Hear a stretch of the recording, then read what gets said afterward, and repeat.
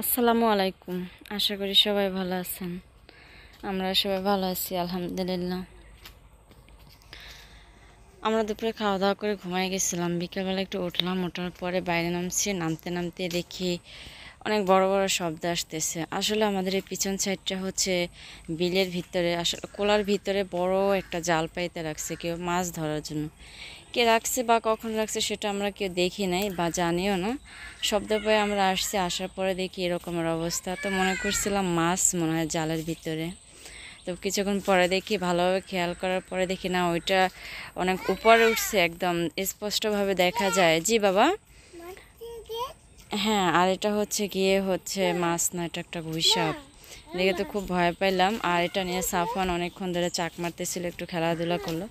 তবে কি আমার শরীরটা আজকে বেশি ভালো ছিল না, একটু গেল কালকে কাজ করছিলাম। আপনাদের সাথে হয়তো দেখাইছি 5 মিনিট 10 মিনিট, তবে অনেক কাজ করছি। কাজ করার পরে সন্ধ্যার পরে মাগরিবের আজান দিছে, মনে হয় আধা ঘন্টা পরে খাওয়া দাওয়া করে ঘুমায় গেছি। মা ছেলে অল্প একটু ভাত ছিল, ভাতটা ফ্রিজে রেখে দিছিলাম। আর তরি তরকারি যা ছিল আমরা 2 বেলায় খাইয়ে ফেলাইছিলাম। আসলে রান্নাই করছিলাম অল্প করে, 3 বেলার জন্য রান্না করিয়ে নিই, 2 বেলায় রান্না করছিলাম। দুপুরে রাতে খাওয়া দাওয়া করে শেষ। তো কিছুক্ষণ পরে দেখি আমার ভাই চলে আসছে। তখন রাত কম হলে 9টার কাছাকাছি বাজে। ও হচ্ছে আমাদের পাশের এলাকায় পতাং আছে একটা এলাকা, সেই পতাং মাঠে আর কি খেলতে আসছিল। সেইখান থেকে আর কি খেলাধুলা শেষ করে ফ্রেশ হয়ে হয়তো আরও বন্ধুদের সাথে আড্ডা দিয়ে তারপরে আমাদের বাসায় আসছে। তখন রাত 9টার কাছাকাছি। তো আমার কাছে খুব রাগ হয়েছিল, যখন এসে দরজা বাইরেতেছিল খুব রাগ হয়েছে যে কে আসছে, কেন আসছে এত রাত, এরকম মনে হইতেছিল। তো টাইম দেখি 9টা বাজে, তাহলে আমরা মনে হয় যে 7:30 বাজে শুয়ে পড়ছি, কারণ আমরা একদম পুরো ঘুম চোখে। আর আমি আবার দুপুরে ব্যথার ওষুধ খাইছিলাম, আবার সন্ধ্যাবেলা ভাত খেয়ে ব্যথার ওষুধ খাইছি, তো চোখে ঘুম চলে আসছে। হ্যাঁ, তো আসছে, এখন কি করব। মনে হইতেছিল যে অভাবের সংসারে মেহমান আসলে খুবই কষ্ট হয়। আর ভাত যেটুক ছিল বের করছি, ওর জন্য 2টা ডিম সিদ্ধ করছিলাম। একটা ডিম ওরে দিলাম, খইটা ও খাইয়া বাইরে গেছে। আর একটা ডিম আবার ওর জন্য এই যে ভুনা করতেছি। আসলে ফ্রিজে ডিমই ছিল 2টা। তো বাজার আনতে হবে। আমি বাজারের জন্য আজকে 2 দিন ধরেই ঘুরতেছি। আমাদের বাজারে সব কিছু পাইতেছি না, যে যে বাজারের দরকার ছিল একটা পাই তো আরেকটা পাই না, আরেকটা পাই তো আরেকটা পাই না, এভাবে করতে করতে সজীবে আসলো। ও আসার পরে সাফওয়ানের সাথে একটু দুষ্টামি করতে চাইছিল, আমি দিলাম না। ও ঘুমাইতে আছে যেহেতু, ওর ভিজা ভিজা অনেক কাপড় চোপড় ছিল, সেগুলো আমি রশিতে মেইলা দিয়া দিছি, ফ্যানের বাতাসে শুকায় যাবে। আর ও হচ্ছে বাড়ির সবার সাথে বাইরে বসে গপ্প করতেছে। সবার সাথে সে ফ্রি। হ্যাঁ, সবার সাথে আসবে, ডাকবে, নিজের মনে করে একদম গল্প শুরু করে দেয় আর কি। তো যাই হোক, রাতে ওইভাবে করে ঘুমাই গেলাম। ও কখন আসছে রাতে আলাপ পাইনি। পাশের ঘরে থেকে একটা ফ্যান আনছিলাম, সেই ফ্যানটা ওরে দিয়ে রাখছি। আর ওরা আমি বুঝাই দিছি ফ্যানটা নষ্ট, ফ্যানটা একটু ঠিক করে নিতে হবে। আর দেখা যায় এছাড়া তো আমাদের ঘরে আর ফ্যান নাই যে ওরে দিব। তো এত গরমের ভিতরেও তো ঘুমাতেও পারবে না, সেজন্য পাশের ঘরের থেকে একটা ফ্যান আনছি। ফ্যানটা হেরা বাড়িতে থাকে না, অনেক দিন ধরে নষ্ট হয়ে আছে। তো মিস্ত্রি পাইতেছে না দেখে ঠিক করতেছে না। আর যেহেতু আর নিজেই ঠিক করতে পারে, এই জন্য সব কিছু গুছগাছ করার জন্য ওর কাছে রাইখা আমি খাওয়া দাওয়া করেছি তো আরও আগেই। আর ওর জন্য সব কিছু রেডি করে খাবারগুলো সব আমি ওইভাবে করে রাইখা দিছিলাম। ও আসছে অনেক রাতের সময়, আয়সা খাওয়া দাওয়া করছে, নিজের মতো করে ঘুমায় গেছে। সকালবেলা উঠে আমি সেগুলো পরিষ্কার করার জন্য নিলাম, অনেকগুলো থালাবাটি আছে।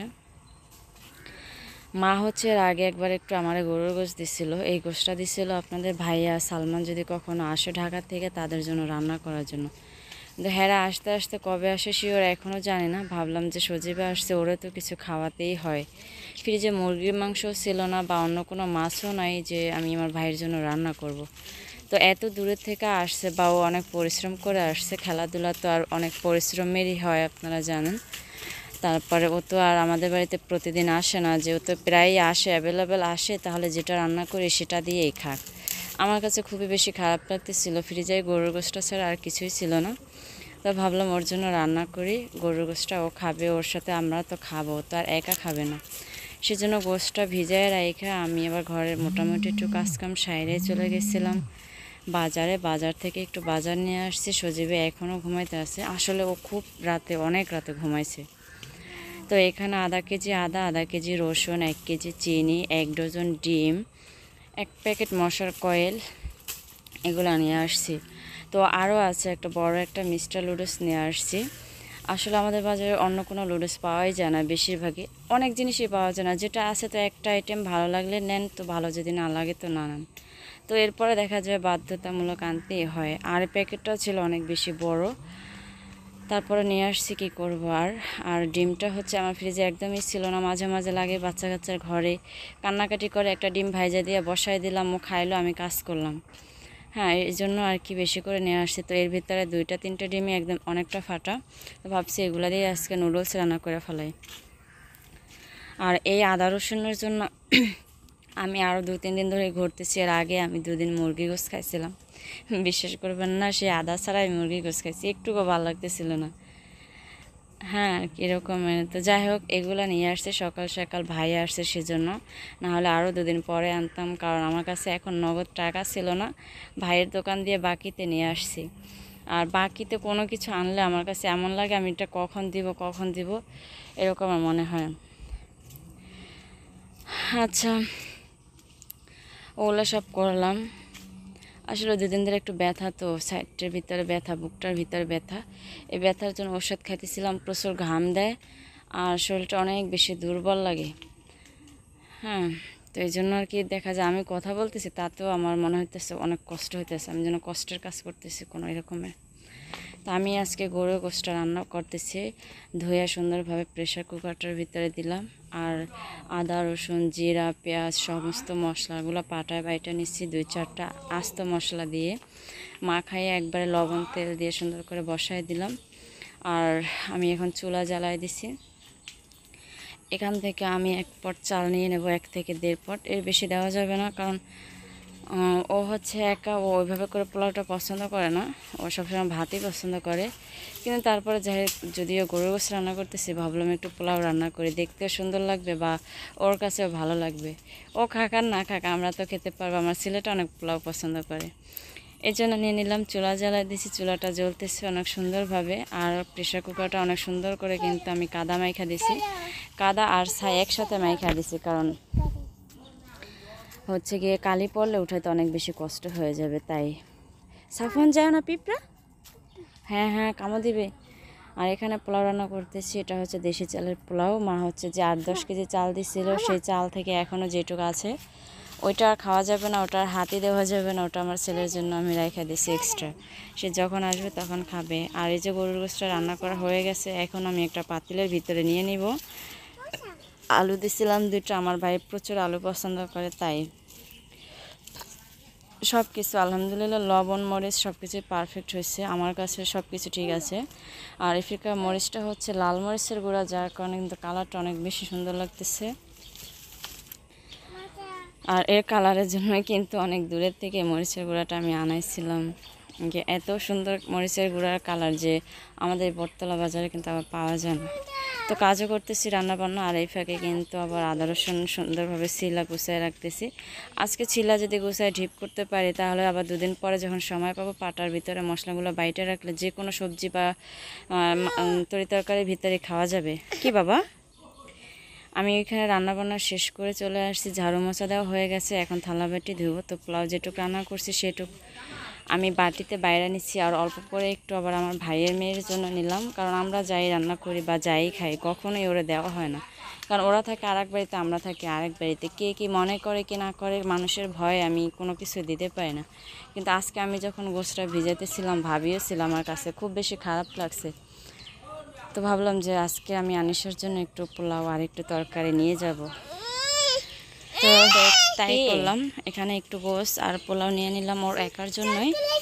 আমি ছেড়ে দিন, আচ্ছা চলো সামনে চলো। আমি কথা বলতেছিলাম, ও খুবই ডিস্টার্ব করে আসলে। জি, ওদিকে যাবা, ওদিকে মশা বাবা পিঁপড়া। তো আমি এগুলো দিয়ে আনিসের জন্য, তারপরে থালা বাসি ওগুলো ধুয়ে পরে অনেক ঠান্ডা করেছি। আবারও মা, ও আসলে কোনো কাজের জন্য ডাকে না, ওর এটা একটা অভ্যাস হয়ে গেছে।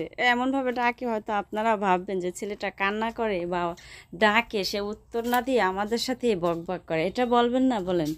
কিন্তু কোনো কাজের জন্য ডাকে না, ওর একটা অভ্যাস হয়ে গেছে, শুধু মা মা এ কই এরকম ডাকাডাকি শুরু করে দেয়।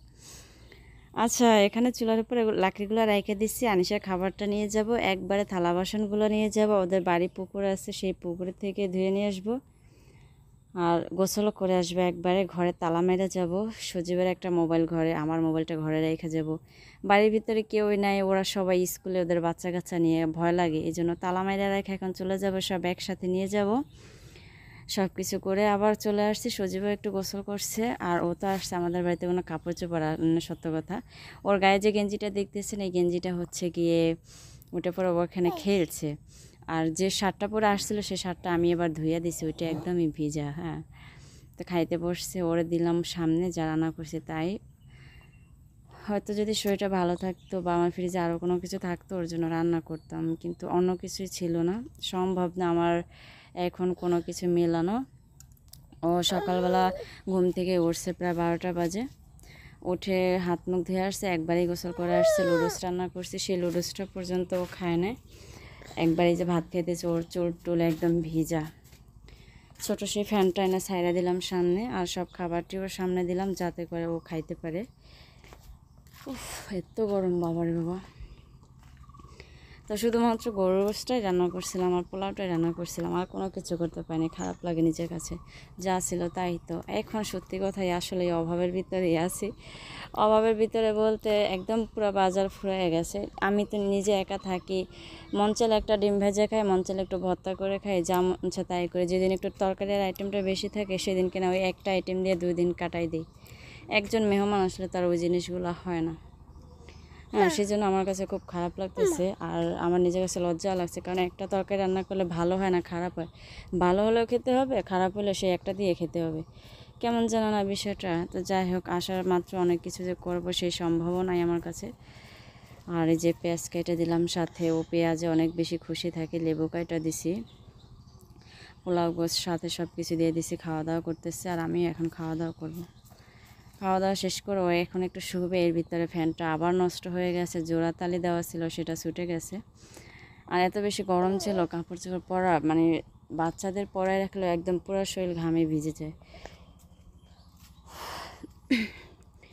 ওর সাফারের মাথা দিয়ে একদম টপ টপ করে পানি পড়তেছে।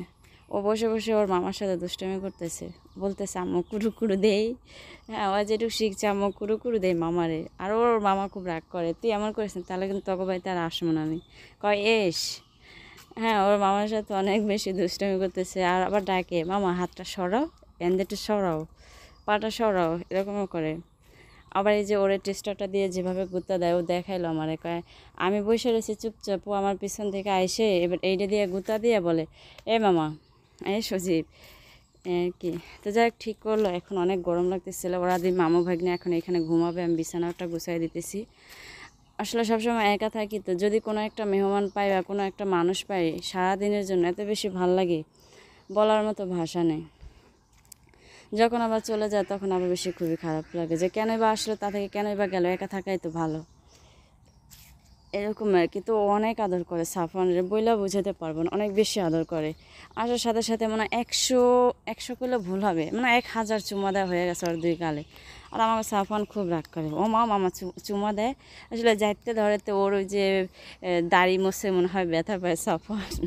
সাফওয়ান খুব রাগ করে, কিন্তু ও তো বাচ্চা কাচ্চা অনেক আদর করে, সবাই অনেক আদর করে, শুধু ওরা না। আমাদের বাড়িতে সাইমন, তোয়া, আমার বড় বোনের ছেলেরা মেয়েরা আছে, সবারই আদর করে আলহামদুলিল্লাহ। তো যে দুপুর এখন 2:30 বাজে, চলে যাইতেছে। সাফওয়ানের মনটা খুব বেশি খারাপ হয়ে গেছে, কারণ ওর খেলার সাথেই নাই, চলে যেতে আছে। আসার পরে সাফওয়ানের মতো বাচ্চা হয়ে অনেকক্ষণ খেলাধুলা করছে, এখন চলে যেতেছে। তার তো মুখ কালা, সবার কাছে বললো, আমার ছোটো জালের কাছে, সেজো জালের কাছে, বড় ভাবির কাছে বলতেছে। তো সবার থেকে বিদায় নিয়ে এখন দুপুর টাইমে যাইতেছে। আজকে নাকি আবার বিকেলে আমাদের রানীরহাট বাজারে খেলা আছে, সেই জন্য আর কি। তো দোকান পর্যন্ত নিয়ে যাবে নাকি, অনেক রিকোয়েস্ট করতেছে যে দোকান ঘোরা চল, দেখি যদি দোকান খোলা পায় ওরা কিছু দিমনি। আসলে এখন সময়টা ছিল একদমই দুপুর,